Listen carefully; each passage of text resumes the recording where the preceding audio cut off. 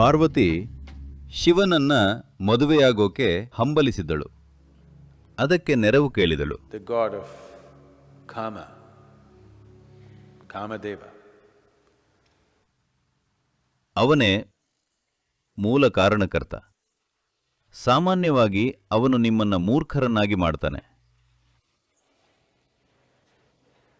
ನೋಡಿ, ಅವನು ಮರದ ಹಿಂದೆ ಅಡಗಿ ಶಿವನ ಮೇಲೆ ಹೂವಿನ ಬಾಣವನ್ನ ಎಸೆದ. ಆ ಹೂವಿನ ಬಾಣ ತಾಗಿತು. ಅವನು ತನ್ನ ಧ್ಯಾನಸ್ಥ ಸ್ಥಿತಿಯಿಂದ ಕಣ್ತೆರೆದ. ಅಲ್ಲಿ ಸುಂದರವಾದ ಪಾರ್ವತಿ ಕುಳಿತಿದ್ದಳು. ಇದ್ದಕ್ಕಿದ್ದಂತೆ ಅವನೊಳಗೆ ಏನೋ ಸಂಚಲನ ಉಂಟಾಗಿ ಅವಳ ಮೇಲೆ ಬಯಕೆ ಮೂಡಿತು.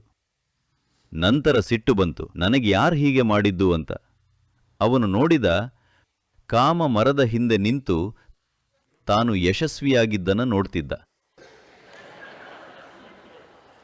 ಆಗ ಅವನು ಹೇಳಿದ, ಅಯ್ಯೋ ಮೂರ್ಖ, ನನ್ನ ಸಾಧನಕ್ಕೆ ಭಂಗ ತಂದು ಈ ಬಯಕೆಯನ್ನು ಮೂಡಿಸಿದ್ಯಾ?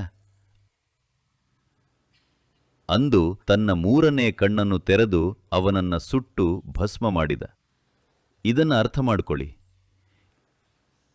ಯಾವುದೇ ರೀತಿಯ ಆಸೆ ಅಥವಾ ಕಾಮ ಪ್ರವೃತ್ತಿ ಬರೋದು ಹೊರಗಿನಿಂದಲ್ಲ, ಒಳಗಿನಿಂದ. ಅಂದ್ರೆ ಶಿವ ಕಾಮನನ್ನ ಸುಟ್ಟು ಭಸ್ಮ ಮಾಡಿದ.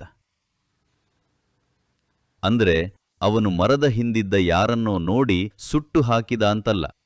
ತನ್ನೊಳಗೆ ಬಯಕೆ ಮೂಡೋದನ್ನ ಕಂಡಾಗ ಅವನು ತನ್ನ ಮೂರನೇ ಕಣ್ಣನ್ನು ತೆರೆದ.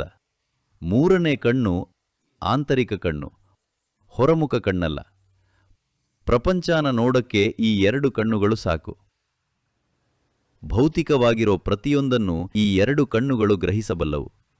ಈಗ ಭೌತಿಕ ಸ್ವರೂಪವಲ್ಲದ್ದೇನನ್ನೋ ನೋಡೋಕ್ಕೆ ಬಯಸಿದರೆ ಏಕೈಕ ಮಾರ್ಗ ಅಂತರ್ಮುಖರಾಗೋದು. ಅಂದ್ರೆ ನಿಮಗೆ ಆಂತರ್ಯಾನ ನೋಡೋ ಕಣ್ಣಿದ್ರೆ ಅದೇ ಮೂರನೇ ಕಣ್ಣು. ಅದು ಹೆಚ್ಚುವರಿ ಅಂಗ ಅಥವಾ ಹಣೆಯಲ್ಲಿರೋ ಕಣ್ಣಲ್ಲ. ಮೂರನೇ ಕಣ್ಣು ಅಂದ್ರೆ ಆಂತರಿಕ ಆಯಾಮನ ಸೂಚಿಸತ್ತೆ.